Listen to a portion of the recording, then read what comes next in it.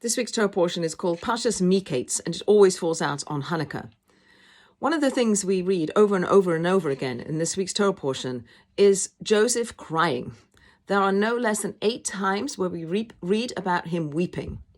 And it's interesting that he doesn't cry when he's thrown into the dark pit filled with scorpions and snakes.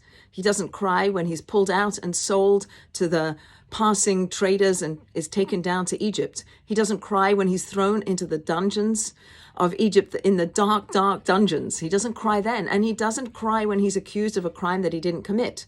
So when does he cry? He cries in relationship to his family. When he first sees his brothers again, when they come for food and he recognizes them, he cries then.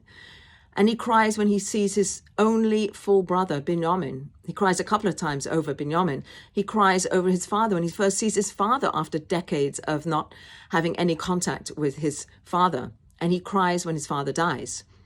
8 times Joseph is weeping over relationship, over brotherhood, over his desire to have a meaningful and close relationship with his family, the people closest to him that he's most distanced from, and he cries over them. He cries and he hugs them, he kisses them. There's all the different parts of him engaged in this desire for brotherhood. So what are tears? Tears, say our mystics, is our soul sweating. It's an expression of our soul. It's our soul singing.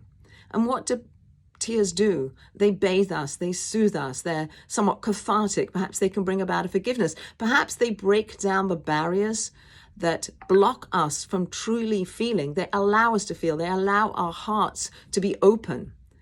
At the beginning of time, when God created the world, we read that there was only water, and there was God's presence hovering over the surface of the water. And the first thing that God does is he separates the waters, and he puts waters up into the heavenly realm, the upper waters up in the heavens, and there's lower waters that stay down in this world, in the physical world. The lower waters complain. They say, we don't want to be down here. We want to be up in the heavenly realms. And at the end of this midrash, at the end of the story, God says, don't worry to the waters. You will express yourself in the tears of people. When people cry salty tears, that those tears will be the offerings of the people, and they will always, always open the gates of heaven. The gates of tears are never closed.